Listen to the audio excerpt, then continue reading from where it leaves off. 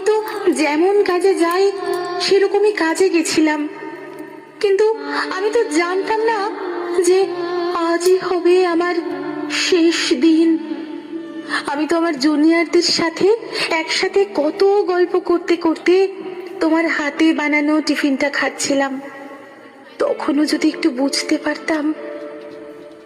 রাত অনেকটা হয়ে যায়, আমি ওয়ার্ডে তখন একা। ওরা আমার সাথে, ছি, মা, আমার খুব কষ্ট হচ্ছিল জানো তো।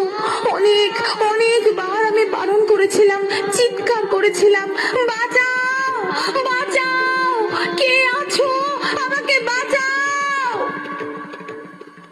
কিন্তু কেউ আমার চিৎকার, আমার আর্তনাদ শুনতে পাইনি জানো তো মা।